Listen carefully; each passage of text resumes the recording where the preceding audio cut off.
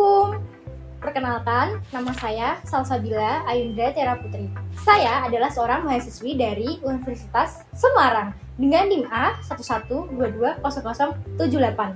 Di video kali ini, saya akan menjelaskan tentang Renvoy dan saya akan menjelaskan tentang apa itu pengertian dari Renvoy.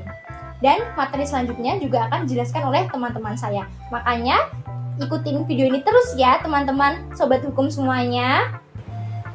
Jadi sobat hukum, negara yang melibatkan unsur asing seperti perkawinan beda negara, sengketa waris lintas batas, atau kontrak bisnis internasional yang memunculkan suatu pertanyaan yang sangat krusial. Hukum negara mana sih yang harus kita terapkan? Jadi sobat hukum, dalam hukum perdata internasional atau yang bisa kita sebut dengan HPI, ada satu konsep yang sangat membingungkan namun fundamental dalam menjawab pertanyaan tersebut, yaitu konsep yang kita akan bahas pada video kali ini, Renvoy. Mari kita bongkar bersama. Apa sih itu Renvoy? Mengapa dia penting? Dan bagaimana sih konsep ini bekerja dalam praktik HPI?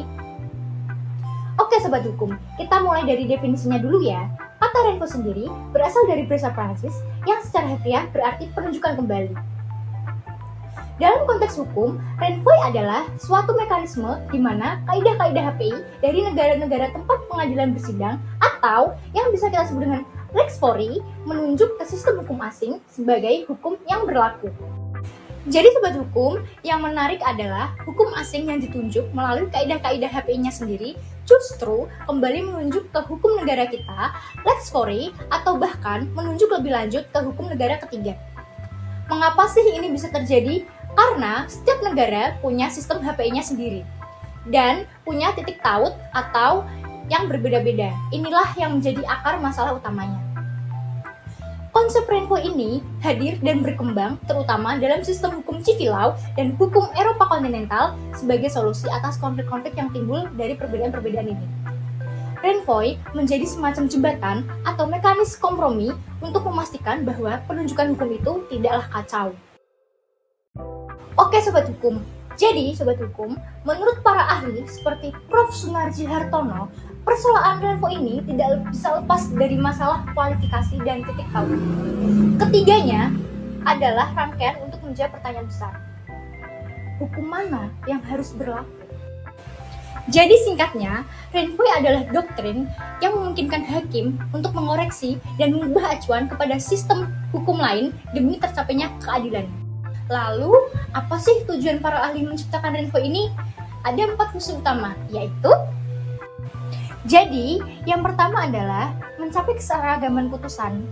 Harapannya, jika perkara sama diadili di negara forum maupun negara asing yang bersangkutan, hasilnya tidak akan bertentangan.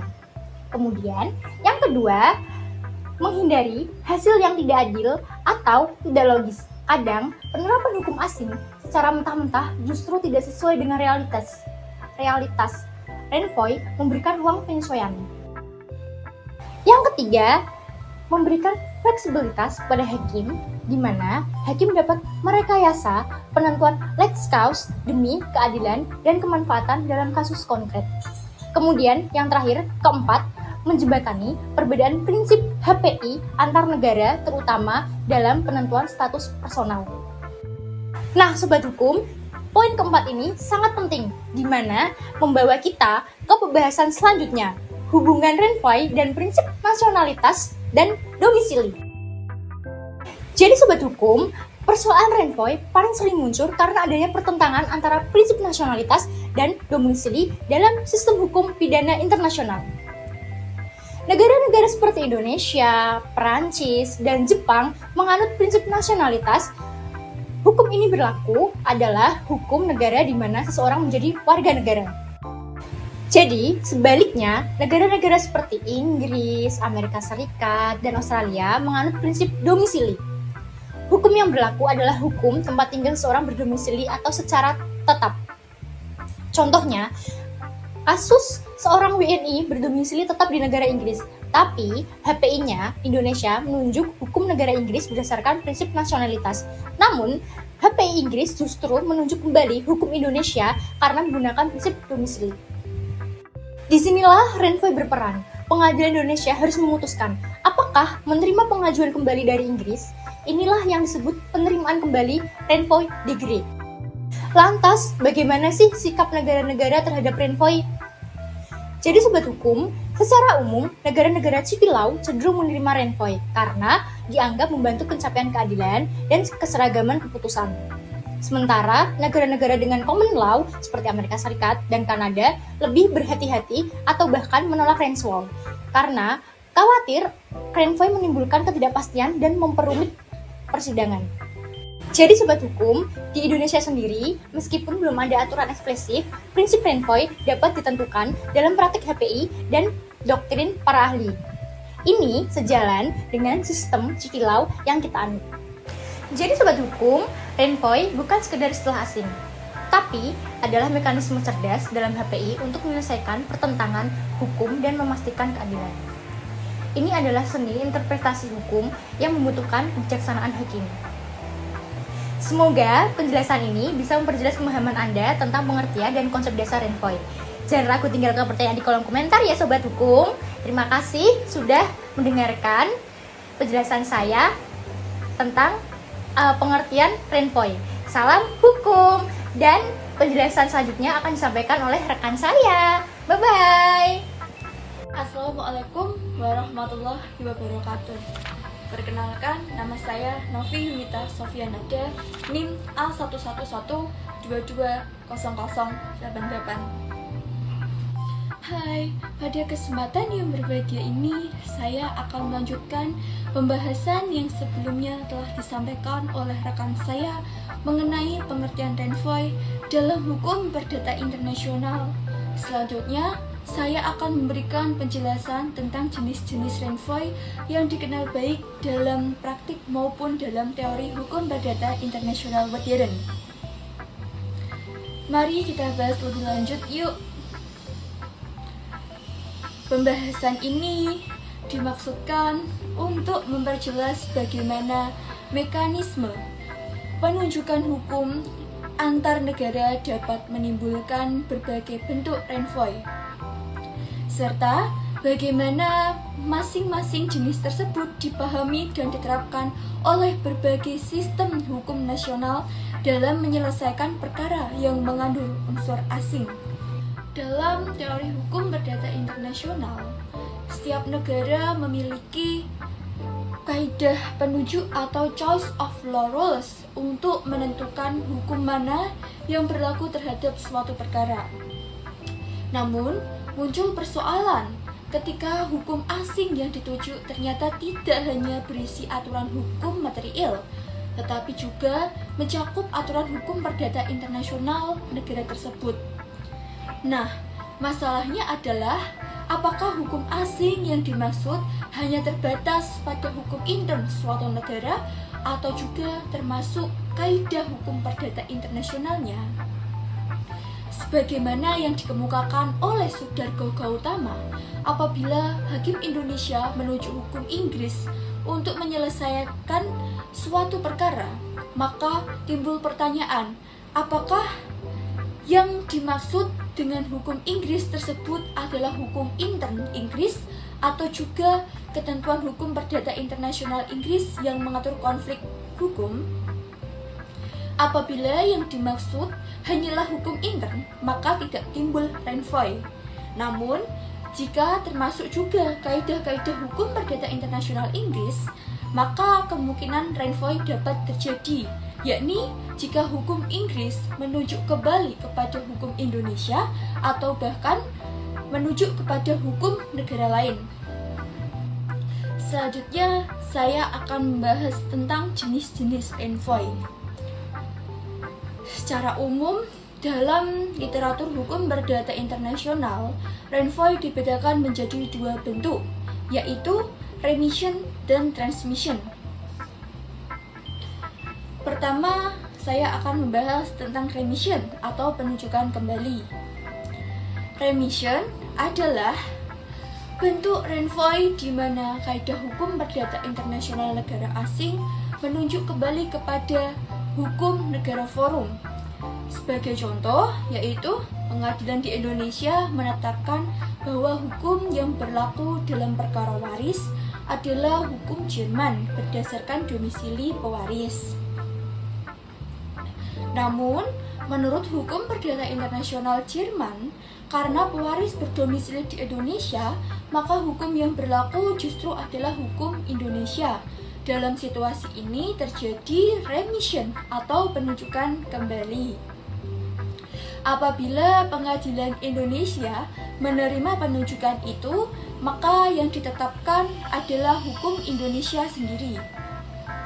Remission menunjukkan bagaimana sistem hukum yang satu dapat mengembalikan penunjukan hukum kepada sistem hukum asal.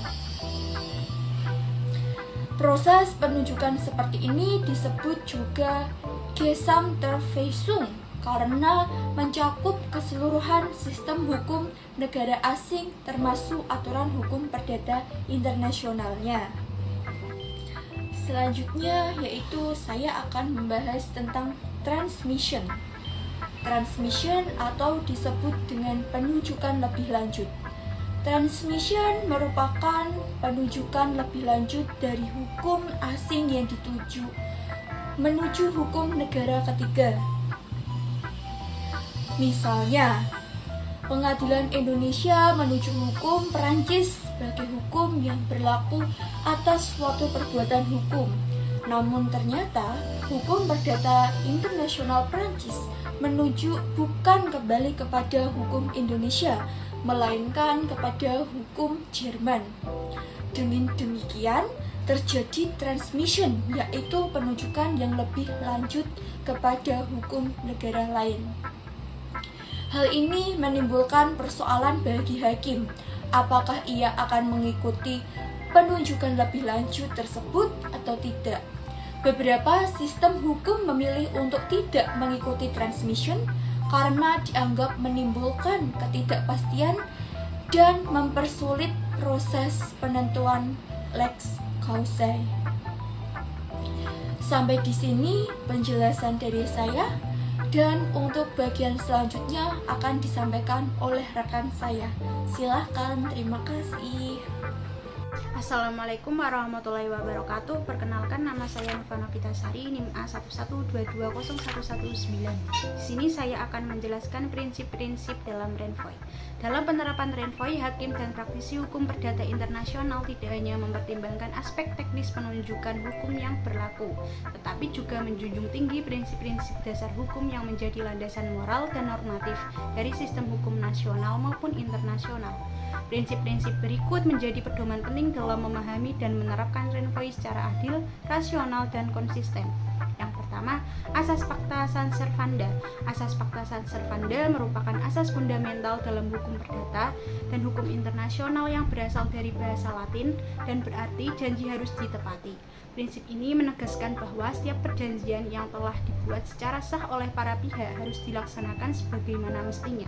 Dalam konteks hukum perdata internasional, asas ini memberikan kepastian bahwa hubungan hukum lintas negara yang didasarkan pada kesepakatan tidak dapat diingkari secara sepihak, meskipun terdapat perbedaan sistem hukum antara negara yang bersangkutan.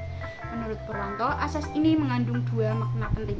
Yang pertama, perjanjian merupakan undang-undang bagi para pihak. Artinya, isi perjanjian memiliki kekuatan mengikat yang sama seperti peraturan hukum. Yang kedua, pelanggaran terhadap perjanjian merupakan one prestasi. Pihak yang tidak memenuhi kewajibannya dianggap melanggar hukum.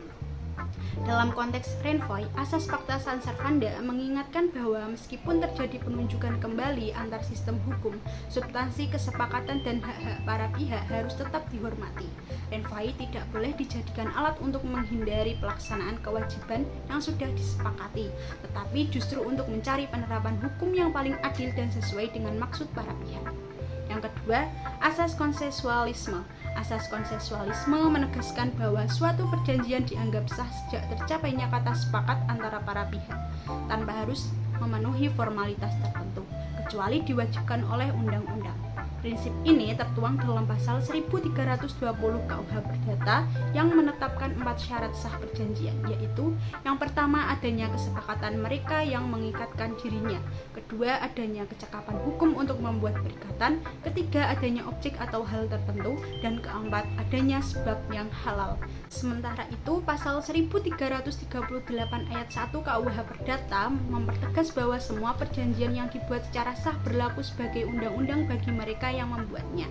Dalam kaitannya dengan renvoi, asas konsensualisme berperan penting ketika terjadi konflik hukum antar negara dalam hal kontrak lintas yurisdiksi. Misalnya, dua pihak dari negara berbeda menyepakati kontrak dan kemudian terjadi perbedaan dalam penentuan hukum yang berlaku. Dalam situasi seperti ini, renvoi dapat digunakan untuk mencari hukum yang paling mencerminkan kehendak para pihak dengan tetap menghormati asas kesepakatan yang telah mereka buat.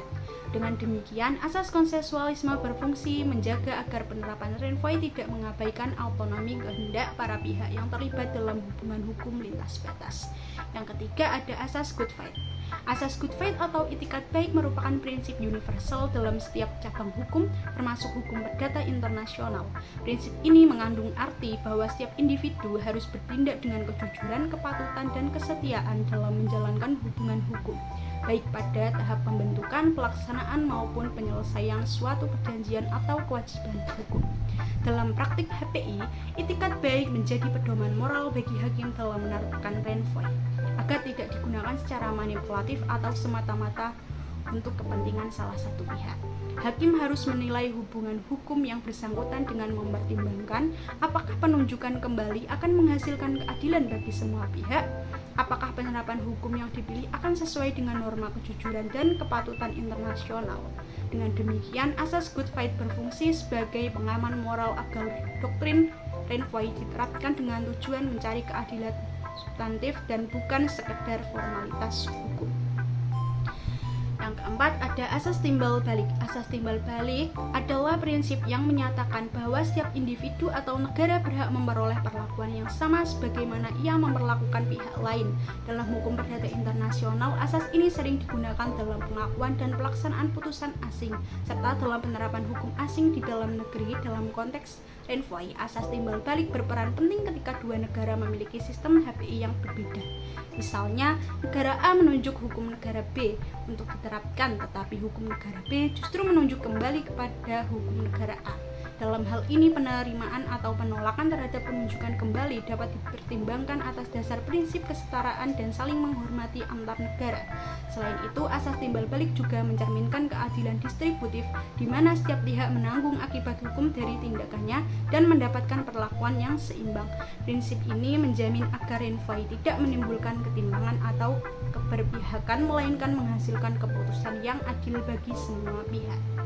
Yang kelima, asas transparansi. Asas transparansi atau keterbukaan merupakan asas yang diatur dalam Undang-Undang Nomor 28 Tahun 1999 tentang penyelenggaraan negara yang bersih dan bebas dari KKN, yang menyatakan bahwa penyelenggaraan pemerintahan dan penegakan hukum harus membuka diri terhadap hak masyarakat untuk memperoleh informasi yang benar, jujur, dan tidak diskriminatif.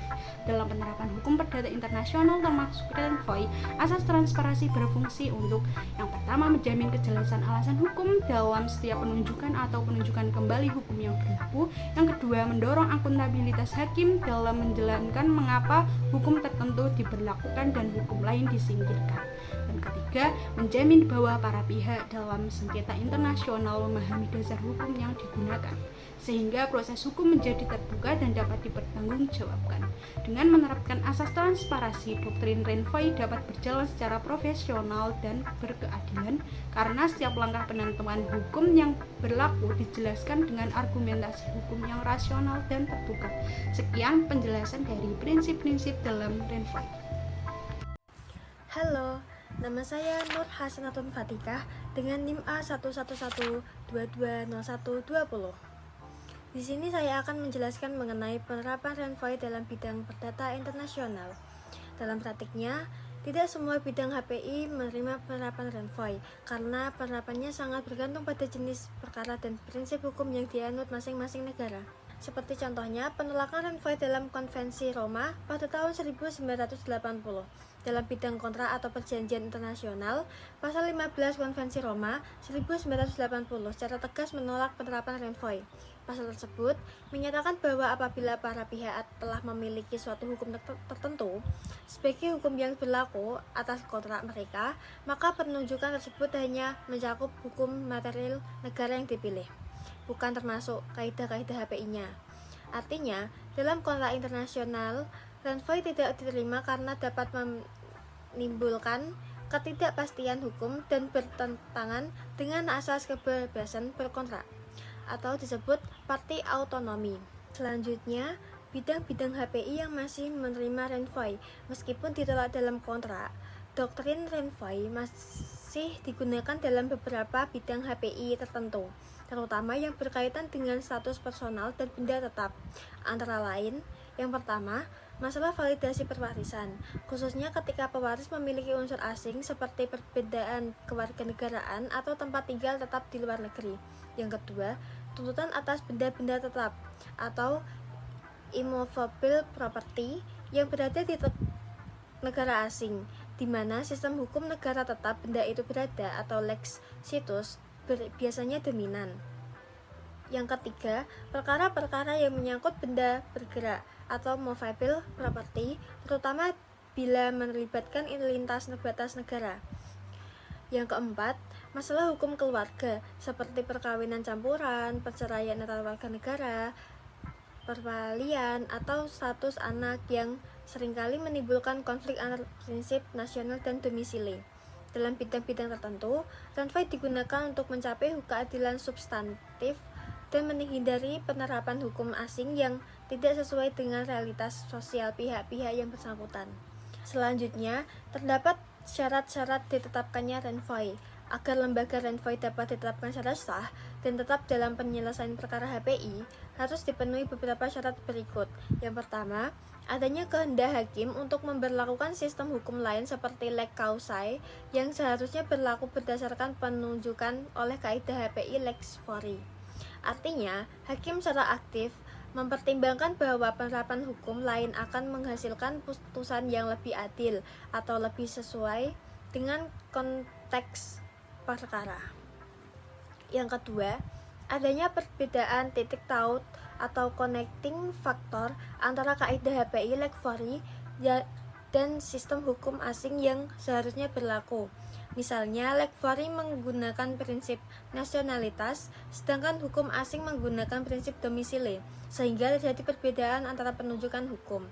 Yang ketiga, adanya kemungkinan penunjukan kembali atau penunjukan lebih lanjut oleh kaidah HPI asing ke arah lex fori atau remission, atau ke arah sistem hukum ketiga, transmission. Dengan kata lain, sistem hukum asing yang ditunjuk kepada mekanisme penunjukan yang tidak berhenti pada suatu sistem hukum saja.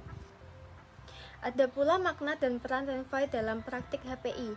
Renvoy berfungsi bukan hanya sebagai mekanisme teknik untuk menentukan hukum yang berlaku, tapi juga sebagai alat konseptual bagi hakim untuk menemukan solusi hukum yang paling adil dalam praktik lintas negara, menjaga keseimbangan antar kepastian hukum atau legal certainty dan keadilan substantif atau substantive justice, menghindari konflik hukum internasional yang berlarut-larut, menyatukan perbedaan prinsip antar sistem hukum nasional melalui pendekatan yang rasional dan fleksibel.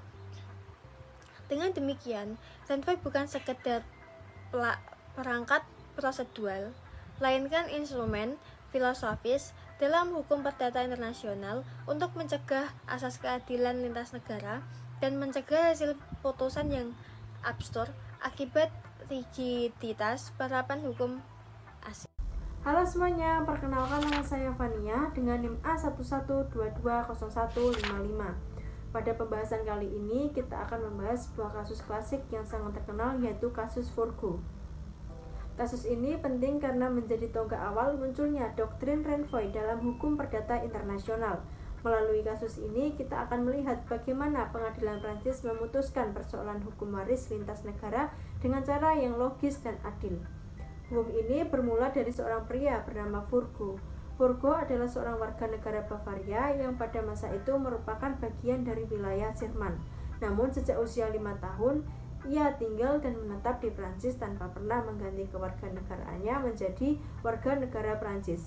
Ketika Forgo meninggal dunia di Prancis, ia tidak meninggalkan surat wasiat atau dengan istilah hukumnya intestate, dan ia tidak memiliki ahli waris langsung. Selain itu, ia juga anak luar kawin dan ia meninggalkan sejumlah benda bergerak yang berada di wilayah Prancis. Ketika harta peninggalannya akan dibagi, muncul pertanyaan besar, hukum mana yang seharusnya digunakan untuk mengatur warisan Forgo? Apakah hukum Bavaria karena Forgo adalah warga negara Bavaria, ataukah hukum Prancis karena ia sudah lama tinggal dan meninggal dunia di Prancis? Menurut kaidah hukum perdata internasional Prancis, lex fori, pewarisan benda bergerak diatur berdasarkan hukum nasional pewaris atau disebut lex patriae. Artinya, dalam pandangan pengadilan Prancis, hukum Bavaria seharusnya digunakan untuk menentukan pembagian warisan Forgo. Namun ketika hukum Bavaria diperiksa, ternyata menurut hukum perdata internasional Bavaria, pewarisan benda bergerak justru diatur berdasarkan tempat tinggal tetap pewaris atau lex domisili. Jadi, menurut Bavaria, hukum yang berlaku untuk pewarisan Forgo adalah hukum Prancis karena Forgo sudah lama berdomisili di sana. Disinilah terjadi penunjukan timbal balik antara hukum negara yang dalam istilah hukum perdata internasional disebut renvoi. Jadi, Prancis menunjuk ke Bavaria, sedangkan Bavaria menunjuk kembali ke Prancis. Ketika dihadapkan dengan kondisi seperti ini, pengadilan Prancis mengambil langkah yang sangat menarik. Mereka menerima penunjukan kembali remission dari hukum Bavaria dan akhirnya memutuskan untuk menggunakan hukum Prancis dalam pembagian warisan Forgo. Keputusan ini ternyata membawa dampak besar. Menurut hukum Prancis pada masa itu, anak luar kawin yang meninggal tanpa wasiat dan tanpa ahli waris sah dianggap tidak memiliki ahli waris yang berhak. Akibatnya seluruh harta peninggalan Forgo jatuh kepada negara Prancis. Keputusan ini memperlihatkan bahwa pengadilan Prancis menggunakan doktrin renvoi untuk menegakkan keadilan substantif, bukan hanya sekedar mengikuti aturan formal tentang konflik hukum. Dari sini lahirlah doktrin renvoi jenis remission, yaitu kondisi di mana hukum asing menunjuk kembali kepada hukum negara forum, dalam hal ini Prancis. Pengadilan Prancis melihat bahwa keputusan ini lebih adil dan realistis karena seluruh kehidupan Forgo, tempat tinggal, dan hartanya ada di Prancis. Dengan kata lain, hubungan yang paling nyata dan erat memang dengan Prancis, bukan dengan negara Bavaria. Kasus ini kemudian menjadi landasan penting dalam perkembangan teori hukum perdata internasional di Eropa. Ia menunjukkan bahwa doktrin renvoi bisa digunakan sebagai alat korektif untuk menyelesaikan konflik hukum antara negara yang memiliki sistem berbeda. Secara teoritis, kasus Forgo juga membuka jalan bagi penerapan kasus the most real connection, yaitu memilih hukum yang memiliki hubungan paling nyata dengan perkara. Dari kasus Forgo ini kita bisa belajar bahwa dalam dunia hukum internasional tidak selalu ada satu jawaban mutlak ketika dua sistem hukum saling bersinggungan. Hakim harus mempertimbangkan keadilan substantif dan memiliki hukum yang paling logis serta paling sesuai dengan realitas hubungan para pihak. Itulah mengapa kasus Forgo tidak hanya berperan sebagai sejarah tetapi juga sebagai pelajaran penting tentang fleksibilitas hukum internasional. Terima kasih sudah menonton, semoga penjelasan ini membantu teman-teman memahami konsep renvoi dan pentingnya kasus Forgo dalam hukum perdata internasional. Terima kasih.